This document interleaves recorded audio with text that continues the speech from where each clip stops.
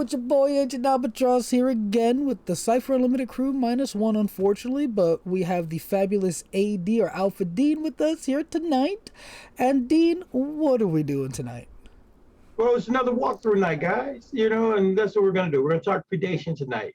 But, before we dive into literally walking through the book, let's just go over a quick background. So it opens with, welcome to the Cretaceous. Our ancestors won't climb down for trees for another 66 million years. But here we are now. Time travel seemed like a good idea, exploring the ancient world, building, creating an entire society here in the jungles of our primordial Earth. Until those SETI guys messed it all up. We've got gear, we've got guns, we've got even got a few bioengineered dinosaurs. And that's good, because we're going to need it all to survive. History says there's an asteroid headed our way, and there's no one left alive who knows how to get back to the future. So, Al, let's jump right in. All right, so before we dive right in, just wanted to give a quick shout out to Anthony, who's in the audience with us, not here tonight. He had to celebrate his kids' birthday today, today, so he's taking some much needed parent time. Familiar time. Yeah, family time. But yeah, let's dive right in here. So part 1's called Getting Started, and this section contains 2 chapters. And the first chapter, literally first chapter of the book, gives a brief overview of the setting, tells us a tiny bit about how far future humans use time travel to come back to the Cretaceous period for research, but eventually time travel stops working, and these commuters, the book calls them commuters, get stuck in the past. It also goes into the mindset of the player characters and explains that PCs, the people who are playing, like your players in your game, they were born in the Cretaceous era and have only heard stories of the future. There are essentially like the great grandchildren of the last people who commuted from the future. That'd be like a great. It's only like 100 years. It's supposed to be 100 years. Great, whatever. Either way, you're right. It is about 100 years time since the last commute, as the book calls it. Yeah, and then chapter 2 goes into a little bit of the predation basics, and it details the unique aspects that come with this setting. It talks about the dinosaur companions, the time anomalies, Cypher artifacts, and remnants, and it's all very loose and loosely described here. Nothing too detailed, because again, it's just giving you that overview of the book. Yeah, those first 2 sections really set the stage and give you the meat, and it should get your creative juices flowing, and it kind of pulls you in to give you the thing you're looking for, and then of course we move right into part 2 after that. And this is a pretty straightforward section as well, because it's all about the characters. It gives a breakdown of your character options presented. It shows you how to craft the characters. Basically, we talk about the character types, and they are customized versions of the characters in the Cypher system rulebook. So the warrior would be the Karn, the adept would be the Tech, the explorer would be the Terax, and the speaker the Osteon. And these have been uniquely modified to basically give the right feel for the world. It would make sense for people or player characters, however you want to put it, to kind of gravitate that way, or evolve that way from the core rules. You want to talk about chapter 5? If you just to touch on that a little more, if you've never looked at the older Cypher setting books like Gods of the Fall, Unmasked, and this one, if you're newer to the system, you've probably seen like Stay Alive, Stars of Fire, etc. I don't know how big of collectors most people are, but in these books, the older setting books, the types are really customized. It's, I guess, to show you how you can flavor your own types for your own personal settings, and they kind of went away from that in the newer setting books. I can see kind of why they did that, But yeah, it's actually really handy for getting immersed into the system or into the setting, having these customized types. And in this chapter, in chapter 4, there's also some setting specific abilities called the Cretaceous abilities. Has stuff for like dinosaurs and research and companions, and it's again there to help you more flesh out your character for the predation setting. And then what? I was just gonna, before you move into chapter 5, I just wanted to, point out to everybody what Al is saying is actually, perfectly correct. If you look at Gods of the Fall, Predation, and Unmasked, they are full setting books. So they, everything from beginning to end is dealing within the ideology of a setting. Whereas if you look at the newer books, those are toolkits. The setting is a secondary idea. It's just a mini, primer to get your juices flowing to use the toolkits. Whereas, these books were literally about that particular place. Even though they left a lot of stuff open for you, they gave you a whole lot more. So just wanted to, clarify that for everybody. Yeah, definitely. It's a good piece of knowledge if you're unfamiliar with the differences between this set of setting books, Predation, Gods of the Fall, versus like the newer toolkit ones. But yeah, definitely pertinent. Good stuff.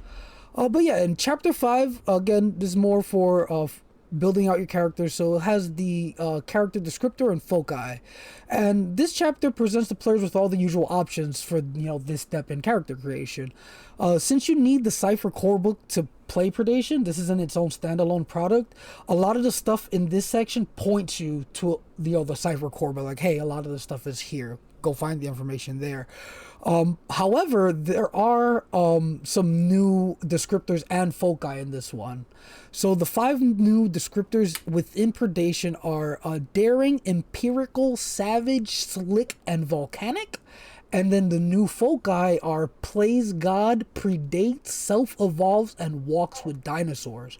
All very fitting for the setting. Yeah, very much so. And you can even put similarities between like self-evolves and the transhuman one from one of the option books. I think it was for The Strange, and then there's even one in Expanded Worlds that's similar, but they're all kind of unique in their own respects too. But these are some pretty good foci, which can be reflavored or reskinned for other things. So, because I get to actually see, predates or self-evolves and claim the sky. Good stuff. Yeah, and you can correct me because I'm not super like detail oriented when it comes to this sort of stuff. Do these descriptors appear in like the new Cypher books at all? No, because I'm not sure.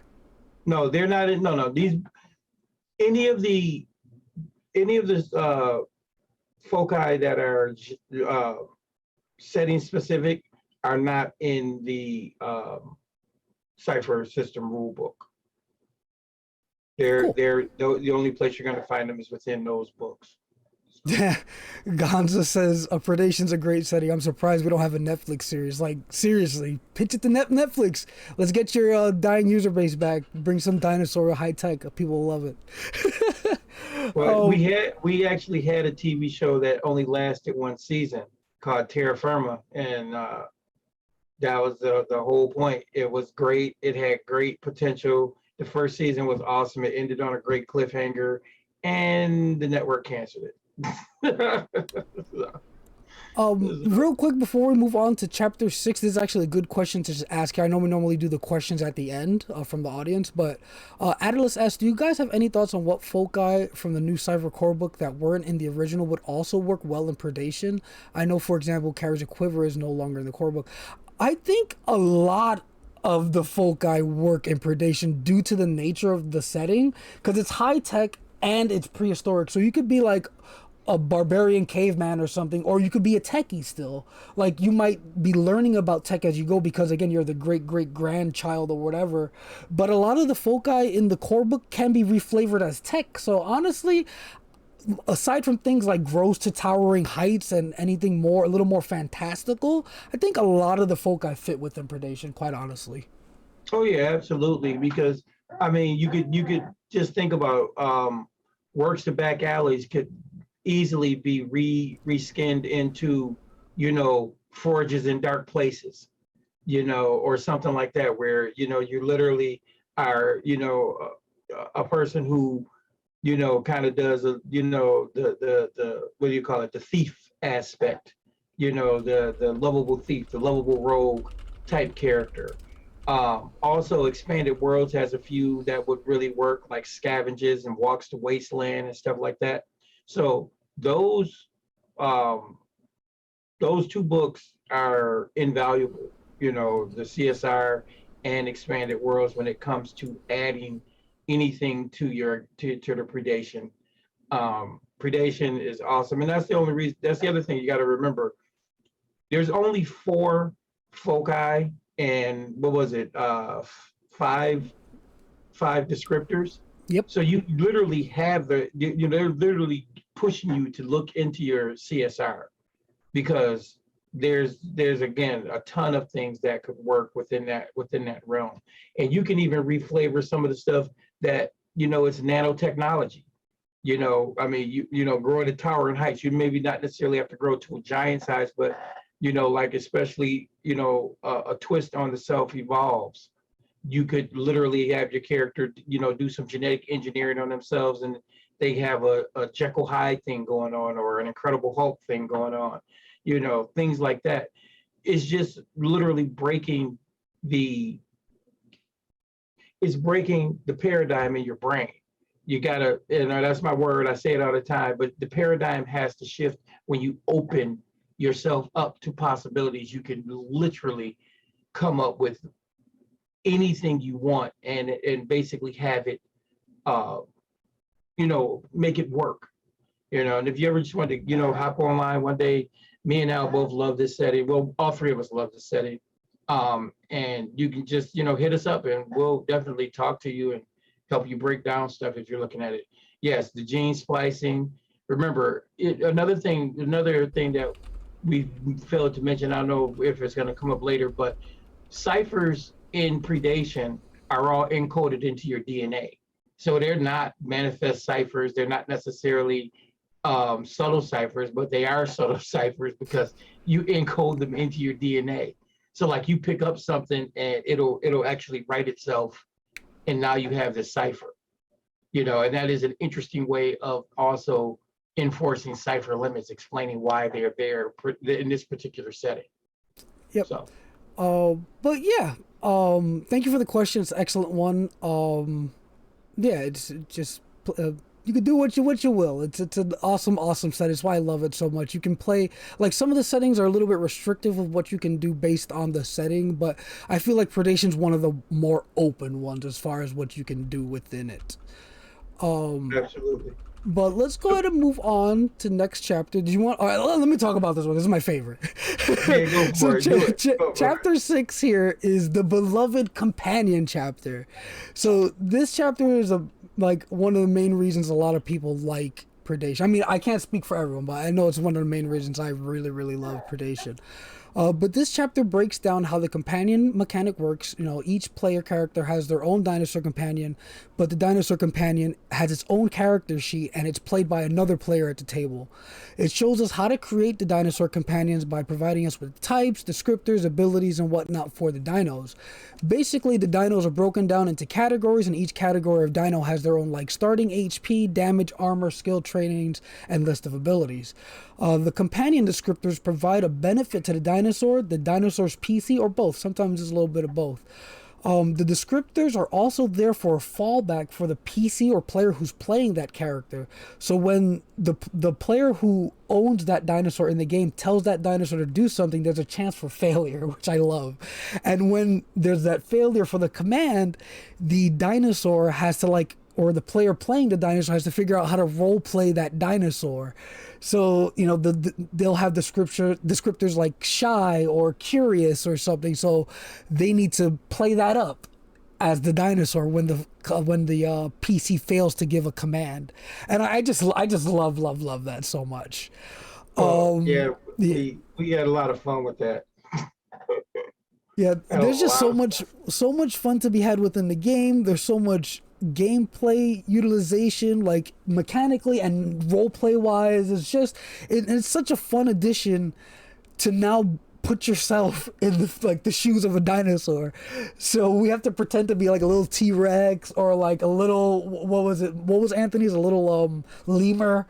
Like, Yeah, he had the early mammal. Yeah, that was pretty cool.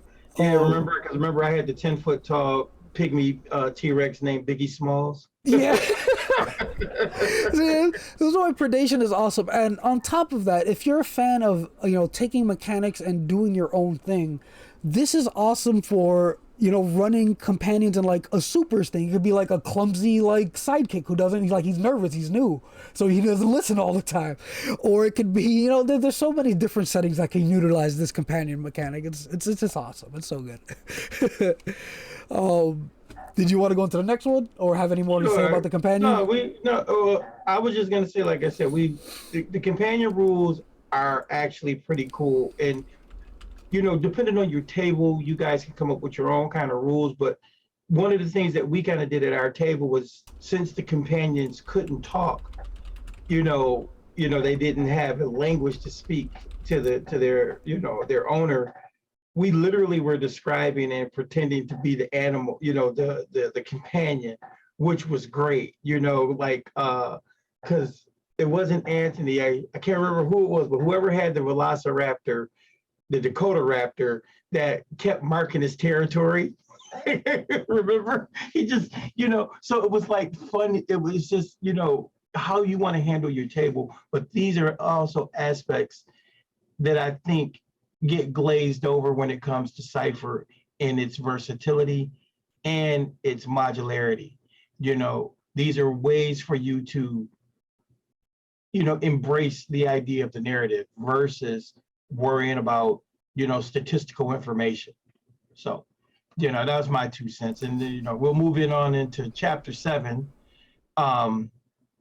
This is the last chapter in part 2, and it's all about equipment. It provides us with tables of gear, items, their values, how things break, different kinds of building and crafting materials found in the setting, as well as it breaks down, the setting's different currencies. The cool thing about the equipment in this book, this probably had one of the more extensive equipment sections for a Cypher book, but the equipment kind of all is, again, in that same vein of inspiring you to think about how to expand that list. And it's a solid, quick chapter. This book was just, I think, at the time, it was probably the best laid out book we had at the time. It So, is really nice, yeah. And again, this is pretty short section on the equipment and whatnot. It's like Dean said, meant to inspire inspiration for your own stuff. But it's a really good starting point. There's many charts. It's good, awesome stuff. And yeah, it breaks down like the different currency and stuff you find, like the Sadi tokens and New Nautilus and all this stuff, all the setting juiciness you would want to see in equipment stuff.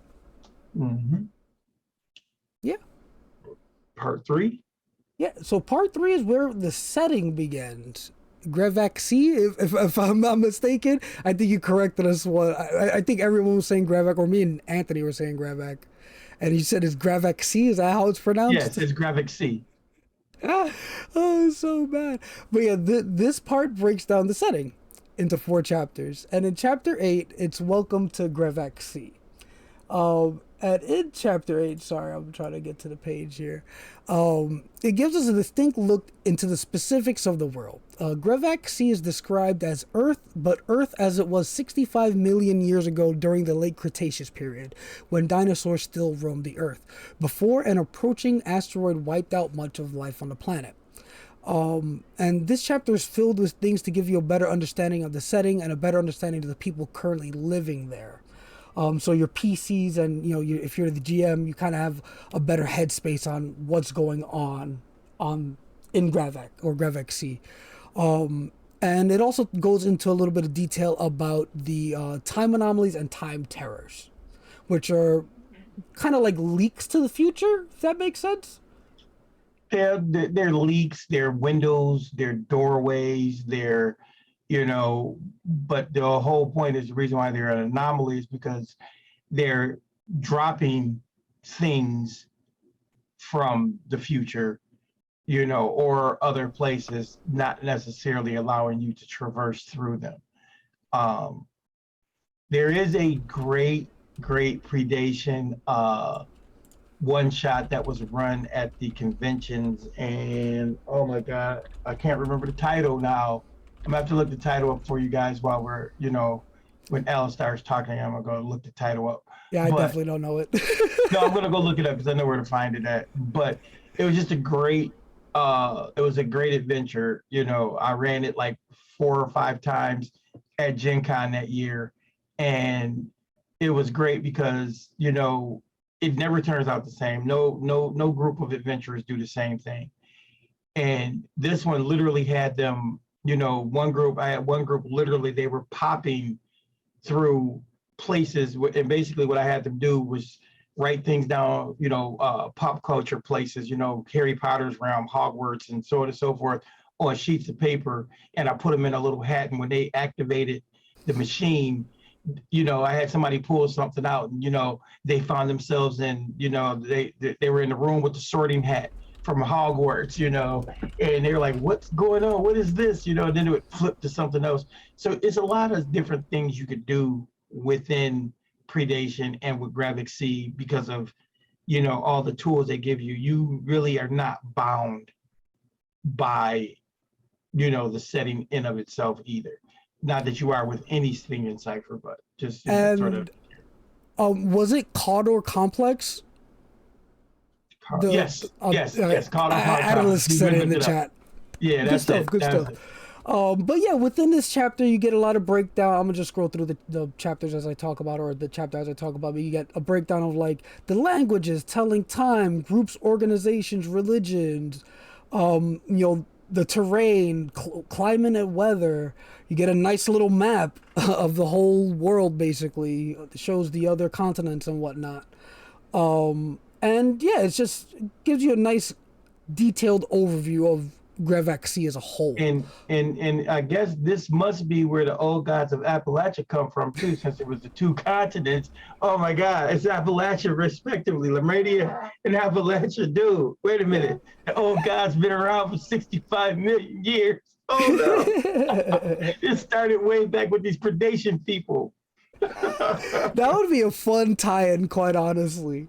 Oh, it's gonna happen. I just read it. It's going to happen. I have spoken. But either way, the next chapter details one of the continents, I'm horrible at pronouncing it, Laramidia? Laramidia, yeah. And let me get back to the notes here. But yeah, chapters 9 and chapters 10 break down the 2 continents. Chapter 9 obviously talks about Laramidia, and chapter 10 talks about Appalachia. And both chapters give us really wonderful descriptions of the details of the locales. We get some awesome maps, points of interest, like details about points of interest scattered about the 2 continents. Laramidia is the more what's the word I'm looking for, dear? Like built up, like civilized area? More basically advanced or developed. Yes, the more developed area. It's where they, settled down, where the more major settlements are. Like Saudi's main source of I think it's in Kalano, which is also on that continent, Laramidia. And then when you go to the other continent, it's a little more wilderness. It's a little explored, but it's meant to be like the playground for you to fill in, I believe. And once again, see, it just all lines up. It all lines up. I mean, the next chapter, because you just covered that, right? Next chapter talks about groups and organizations. We talk about SADI, the Butterflies, the Gene 6 Fellowship. Now SADI, which stands for Space and Time Interglobal, was the actual group that created the time travel mechanism, facilitation, whatever. And The butterflies are a cult that believes humans are meant to die with the impending catastrophe from the meteor. They think humans just need to die out to prevent altering of history or anything else. So they're chaotic and they aim to disrupt the efforts to return to the future, ensuring all current humans are wiped out. And last but not least, we've got the Gene 6 Fellowship. They're a cult who believes that we were sent back to the Cretaceous period to find the Garden of Eden and prove its existence.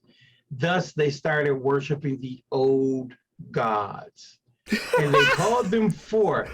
Oh no! And now they rumble. See, I didn't know I could do it. See, look at that. Boom, it's done. I told you it was going to happen. It's happened right on this show. Oh my God. What is going on here? But, but they're peaceful and friendly, and they fully believe that anyone who listens to their story would follow them on their journey. They seek knowledge and information that will deliver them to their holy space, or perhaps their holy space, like the Garden of Eden, holy, like the mountains of Appalachia, right? So, needless to say, this chapter it gives you a lot of seeds and a lot of stuff to work with. Like we were saying with SATI, they were a vast organization. They hold probably the most power, but there are, but how much power can anybody hold in a, 65, the wilderness of 65 million years ago. And also, this section also, on top of detailing these organizations, their motives, etc., it also details a couple of NPCs within the organizations or is tied to the organizations. Again, gives you more seeds, more to play with in your game. Like if you're struggling to come up with, an NPC that's tied to one of these guys, boom, it's already given to you here, a couple to get you started. Yep. Absolutely. And Typhonus Steelheart said, more like the demons and fallen of Supernatural. Yeah, I can see that too. That works. It works out, And yeah. Anthony, I agree with you. More information on SATI probably would have been nice as opposed to, as far as anything else is concerned. But hey, we're drumming up, people talking about it. So Shanna, I hope you're listening and watching. People want more predation. A lot more predation. And so there's just so much in this setting that, again, it's in typical Cypher fashion. It's kind of fleshed out, but it's just enough to make you love it, but it's not enough, and it makes you want more. You know what I mean? Like, like it's always at that like. Again, I describe it like this every time we talk about like Cypher settings or Cypher in general. It's general specifics. It's like they give you broad strokes with specifics, and it's so good. Well, yeah, I mean, and that's actually true. I mean, personally, I don't mind them putting out more stuff as long as it's along the same lines as everything else they put out, because I like the openness. I like being inspired to create. And I also, and that's how I feel about how older gaming was. When you say this, what Monty Cook is doing is not the norm. It's just the norm for them. Because if you really pay attention, think about how many people, complain they want this or this wasn't defined, and they want this piece of specific information, and they didn't tell us how to do that.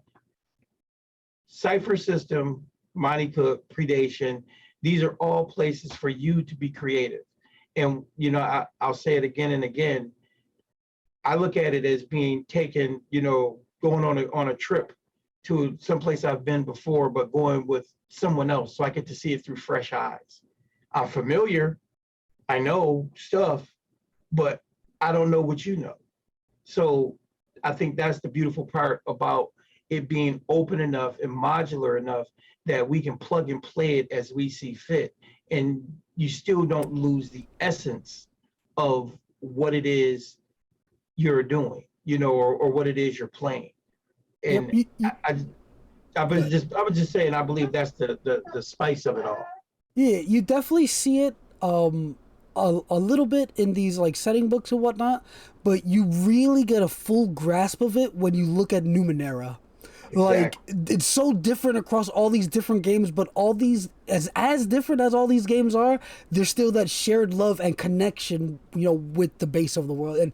And again, I love that they do that with all their settings. It's just it's chef's kiss. It's so good. Exactly. Exactly.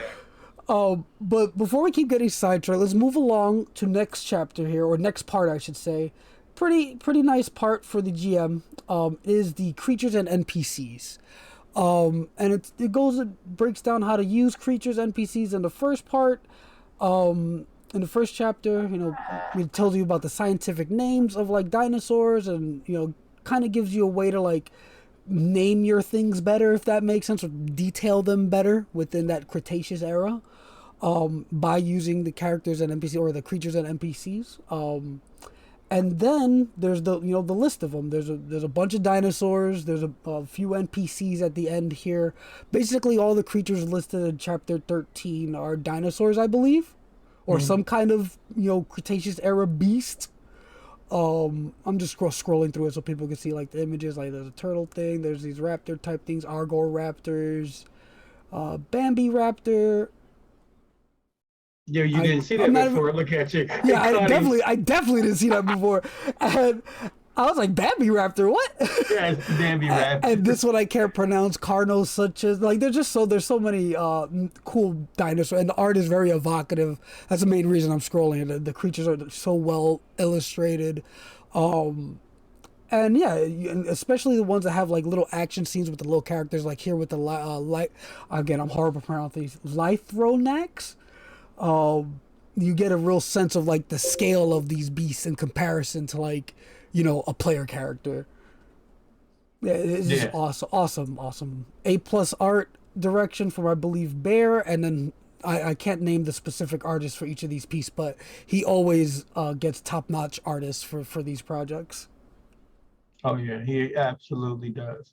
So, moving on to, Footloose and Fancy Free, the next spot is the GM Toolbox, which is also really, really nice. It's 3 chapters, 14, 15, and 16, but it gives you tips for running Predation along with suggested campaign seeds, Cyphers, artifacts, and remnants. Then of course it gets to the last part, which is the adventure, which we'll get to. But when we start looking at like 14 and 15, which is really awesome, is just all the stuff that they put in there. It's as far as the campaign seeds, I like the campaign seeds. They're, again, what we were talking about before, enough information to make your creativity jump through the roof. There's plenty of ciphers and artifacts in this one, and a lot of the stuff is interesting and kind of unique to the setting when you start looking at it. And it's this section is awesome, right? It details again, like the seeds are awesome, but what I like the most here is that it talks about, because again, this is a little intimidating for newer GMs, especially. It gives you tips for running the companions, because your table is normally 3-4 players. Having companions doubles it essentially, so because each person's playing 2 characters, so it gets a little tricky, but it's not as tricky as it seems, and it's awesome that they have a little section here talking about it. And it's just the guidance here is just top notch. Yeah, and when you think about it, it is. It does seem to double the number of characters at the table, but it only is still the same 4 people. So what it kind of does is it teaches you as a GM, it gives you another little lesson in pacing. And, again, you can make the companions as prevalent or as secondary as need be as well. So don't, I'm just bringing that up because I don't want people to become intimidated by the idea that, there's going to be, 8 players at the table or 8 characters at the table. You just have to, you learn the storytelling techniques, and, you interweave the companion usage when necessary. Like in the one adventure Al ran us through, the companions really didn't play a big part till the end. They became super important to get to get a resolution, if you will. And I think that was smartly done, because before that the companions were just comic relief, you know. So And I just will throwing it say out there. that just to piggyback off that sentiment, I have played predation games where the not the mechanics, the companions play a much bigger role than other games. Where in other Right. games, like they're briefly mentioned and not really role played too much because I guess either the players aren't like leaning towards the role play aspect, and the GM isn't playing with it too much, and it's still super fun. It's still super duper fun, even if the companions become like kind of backseat. They're still there, and they're still we use them periodically in these games where they're barely used, but they still felt good to play as Oh in these yeah. games. Like they still feel good whether they're prevalent or like a backseat. It's still, again, regardless of how you decide to play it, still a very satisfying mechanic to use. Oh, absolutely. Would never disagree with that. And another thing you can think about is adapting these mechanics to other things, because I've already thought about adapting these mechanics for sidekicks, for Claim the Sky and stuff like that, because somebody wants to play, one of those days where it's only going to be two people playing, give them a couple of sidekicks or a couple of, heroes in training, and, use the companion rules. You have fun like that. Um, There's a lot of things to do with that rule. Honestly, Pokemon, exactly. like so much. So I mean, this is just one of the greater things about being involved with Cypher system games in general, because you have that kind of stuff at your disposal. You have plug and play aspects available, because you can even run your games without companions if you want. You don't even have to have them in there, but it is a piece that can be added in, and it's also one of those things that for people who have a completionist ideology or whatever, it makes your character feel more complete in some respects, in the way they describe how companions interact with PCs. So, And yeah, if it's a little intimidating, there's absolutely nothing wrong as a new GM or something like that, or new to Predation, to run it with no companions, because the setting is still amazing. It's so fun. There's so much to do. But, exactly. but the next chapter here breaks down, chapter 15, breaks down Cyphers, artifacts, and remnants. Remnants, we all know what Cyphers and artifacts are. They give us very, what is it, setting specific ones. I could read it off here, but I don't want you guys Here, should buy the there's book. It's amazing. as far as that's you got a glow, which basically turns you into like a bioluminescent creature. You can have you can do it however you want. Either your skin glows or your veins light up, as if it were daylight within close range. Um, you got a biological plate. Once activated, it releases a biological compound that weaves itself into the user's brain, blood, muscular, causing one of the following effects. And the effects vary from increasing your speed to being able to see in the dark, might edge, and so on and so forth. It's, like we said, they're very um, setting specific. They've got one for companion connector. Um, because ciphers get put in your DNA, they've got a cipher called Cypher Purge, which literally can purge all remaining ciphers from the DNA, of a target or yourself. It's if you purge it, they can't recover those ciphers. You have to get new ones. But there's a nice list. There's got to be at least a good 40. I'd say anywhere between 30 and 40 ciphers here. And they run the gamut of what's available. Yep. And then, there's artifacts. We all know what artifacts are. There's a nice little artifact list for predation specific stuff. It's not a huge list. Actually, it's pretty long. I'm scrolling down here. I thought it was only like 6 artifacts, but it looks like about About 15, 20. 20. Yeah. It's pretty good. And they all seem really cool, like fingerprint thief, harsh trainer, lava dancers. What does that do? Neat. But yeah, I don't want to detail too much of this because again, you guys should definitely pick up this book. It's so good.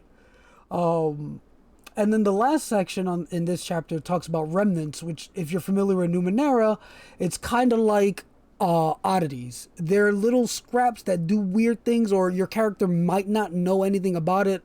The way it gives the example is your character, your PC, or I guess someone in our world, if someone in 1930s found a video game case, they wouldn't know what the hell that was. So if our characters in this game found something from, the 2400s, they might not have context for exactly what it is, so it becomes like this oddity that's just a weird thing.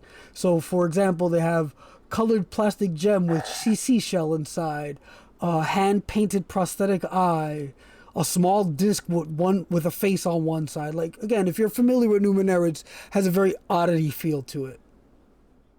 Yeah, pretty nice stuff.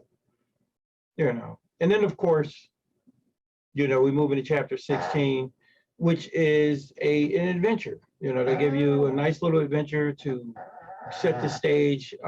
It's called Into the Promised Land, is what it's called. And basically, the basic synopsis is that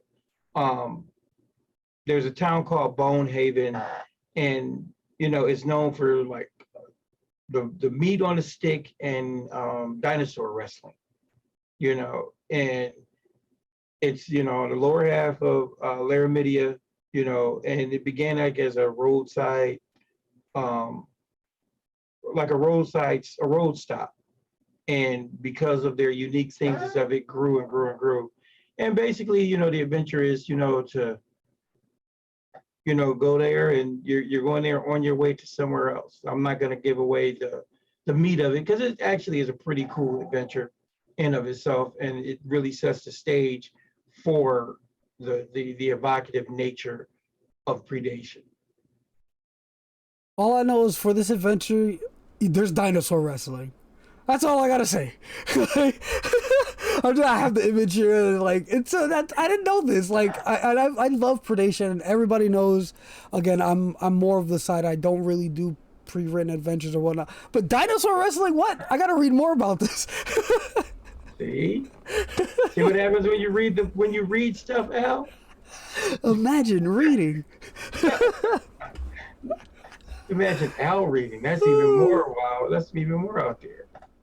And what is it? The last part of the book is part 6 is back matter. It's typical back of the book stuff, like references, resources, credits for contributors, playtesters, glossary, character sheets, index.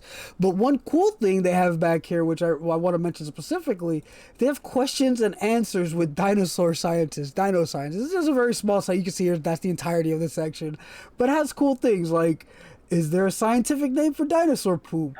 Were there poisonous plants in the Cretaceous era or Cretaceous period? Could a modern day human survive in the Cretaceous period? And again, it's like 10 questions or so, and it's cool. It kind of gives us some weird answers that might come up to it gives answers to weird questions that might come up in your game. And another thing that I kind of like about it too is it actually also shows you just how important the research that was done for this book was. When this book was being done, for those of you who haven't been with us from the beginning, we, talked to Shanna Germain about it, and she literally was, talking to scientists and paleontologists and, researching extensively to develop this storyline and this adventure, this setting. And that's something that I don't know if enough people realize it, but the people at Monty Cook Games are diligent, and they're awesome, and that's why we get such good stuff, because they don't just pull shit out of their asses. They literally do the work. A lot of people complain about stuff, but that's why normally when they do a Kickstarter, the book is a year later. It's 9 months to a year later, because they're not done writing it, and they're going to take feedback, and they're going to look at things, and they're going to build this stuff up. But you know, if you know, like me, Al, and Anthony, if you back Monty Cook Games Kickstarters, they're like the gift that keeps on giving, because like you'll be fueling another Kickstarter and stuff will still be coming in the mail. It's like great, you know. I just got my alert emails about you know, Tallest and Claim the Sky. The Origin is coming, so it's like, whoa, more stuff, yay! And you know, I just backed another Kickstarter, so it's the gift that keeps on giving, people. Yeah, I mean, hopefully we could see more Predation in the near future. You're hearing it from us here, Monty Games and Shanna. We would love to see more Predation. But before we wrap up here, if anybody has any questions about Predation or comments or whatever, feel free to ask. We'll answer them. But we're basically towards the end here. But before we close, I just want to show the character sheet. It looks really nice. It's a little sideways because that's how it's presented in the book, but yeah, I really like the color scheme. The red and gray looks nice. And there's also a character sheet just for the companions. It's a very small one. Each sheet has 2 sheets on it. And again, it has little sections for your skills, the benefit to having the companion around.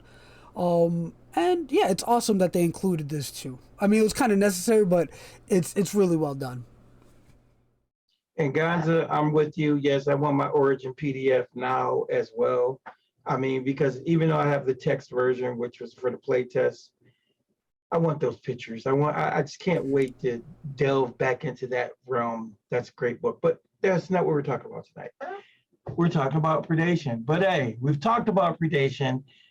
I'm glad everybody, I hope, like I said, if there's any questions from the chat, please, you know, hit us up real quick. But we got one question. So when we getting another Predation one shot from the Cypher crew, or for the Cypher crew? I mean, from, guessing both.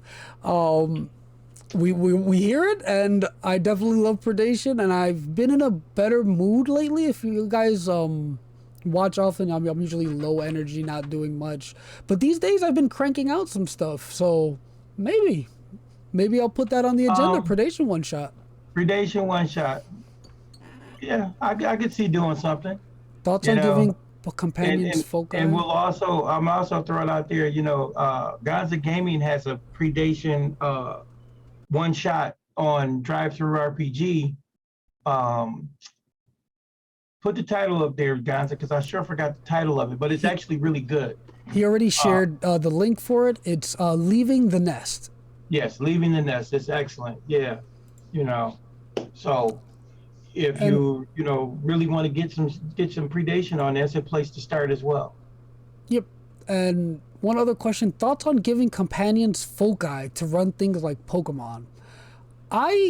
So there's 2 ways you could do that. You can give them foci, which might be a little easier because the foci are already pre-built, or you could flavor them with elemental abilities or something like that. Right. That would require homebrewing, obviously, because again, this is one of my biggest complaints I see with Predation, is that while the companion the abilities, all the stuff for them is kind of fleshed out, it's not super fleshed out. Like as you advance, you only get like, I guess, 1 ability, or I think it depends on the kind of dinosaur, and then the list is only like maybe 10 or 12 abilities per dino.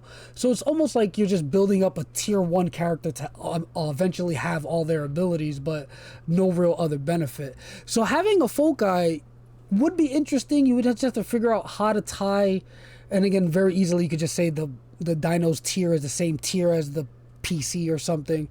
I don't think it'd be game breaking at all. It might be a little overwhelming for new players, maybe, but if everybody's seasoned, I think that'd be fun. And if with me, I think I would just come up with a list. Probably I would look in the Cypher system rulebook and pick a list of abilities that I would want to apply to a Pokemon, and that would be the list that you'd have to choose from. And you know. And to make it, you know, less game breaking or whatever, or to make them still feel like companions, they would just get a new ability every other level. So, like, you know, a new you know, Pokemon ability, as far as like, you know, your skills and stuff like that, normal stuff that could be advanced, that would advance normal. But yeah, I can see adapting it that way, because you know, just think about it. You know, just like, Charizard, he's got flame breath, and you could give him flame breath, you could give him phoenix wings, and you could give him, the halo of fire. Those three things, but that would be halo of fire at tier 1. At tier 3, he gets his, his dragon breath, and at tier 6, he gets the phoenix wings, whatever they would do, but just kind of like thinking of it through that lens. But hey, that's actually an awesome way. That's an awesome way to do it. Actually, I didn't, because again, just to hark back to Cypher's amazingness, the core book, the Cypher core book, has a section with abilities listed out by like category. What they do, yeah, by category. You just pull from like low tier for your like, your first tier abilities, and then for the tier 3s you go to mid tier, and then high tier for it's broken down so well, yeah. And that's what I'm saying. That's why I thought about it that way. That I always harken back to that, because you remember I was making Foci before that book ever came out, and that book just made my life easy when it was time to make Foci now, because you guys will start seeing some of that stuff, how sometimes creating your own Foci or taking a Foci that's already in a book and manipulating it to what you need it to be is really a lot of fun, and that's what it is. Yeah, most definitely. But I think we hit the nail on the head for this one. So thank you guys so much for stopping by, joining us tonight. It was definitely a long time coming. I'm surprised we hadn't done I guess we haven't done too many walkthroughs, but Predation was one long time coming. We definitely should have done this sooner. Well, yeah, especially with the guy that is on the show with me right now. For real. But yeah, Dean, you want to do the wrap up here? Sure thing. So if you like us and you like what we do, join us on Discord. We have the largest fan-run Discord of all things Monty Cook games, and games are being run at all times. And when we say all times, we mean all times, from across the board, from across the ocean, back here on this side of the world, all the time zones. We like to do it. We like to get it done. And there's always somebody out there running something. If you're not a fan of Discord, you can join us on Facebook. It's not as big as our Discord, but it's still plenty of fun, and there are a lot of discussions are had there on a daily basis as well. And if that's not for you and you just want to watch our videos, if you don't catch us live, you can always subscribe to us on YouTube. If you ever miss a Twitch show, we'll always have those uploaded afterwards, and they'll always be free. Just so everybody knows, we're trying to get to 1,000 subscribers over there, so we'd appreciate it so much if you were to go ahead and subscribe, or tell your friends to subscribe. It would do our hearts wonders. And of course, when we get to that 1,000 mark, or if we have 4,000 members on Discord first, whichever one, we are going to do a big giveaway. Monty Cook's going to help us along with that too. And, everybody's more than welcome to, participate. And if none of those things are for you, you can always give us a little donation on Ko-fi. Our videos will always be free, but Ko-fi donations help us with little things like Zoom calls. And one last thing, don't forget, we do have a merch store. You can get you some nice Cypher Unlimited gear here. Me and Anthony normally try to wear it every night on a show. We got t-shirts, hats, mugs, capes are coming soon. And I think we got to make a DM screen or something. We're just going to make it's going to be Cypher Unlimited all around the board. But you know what? At the end of the day, we love you guys. Remember, it's not a GM screen. It's the whole cape is going to be the GM screen. Oh, right. It's GM screen / cape. There you go. I gotta definitely. My husband did say that it's possible to print on those where he works, so I just gotta find a blank cape to buy to get a test run. But either way, definitely on the mind. So again, thank you guys so much for stopping by. We love you guys so much. Oh, we just got somebody says Cypher Unlimited Dice and Dice Tower. You got it. That we can make that happen. You can definitely look into that for sure. I definitely wouldn't mind some CU dice, quite honestly. But yeah, thank you guys so much. Check out Predation if you haven't. Be sure to buy it if you haven't. If you enjoyed this little talk, worth every penny. It's awesome. But yeah, thank you again so much for coming by. And from us at the CU, we will see you later.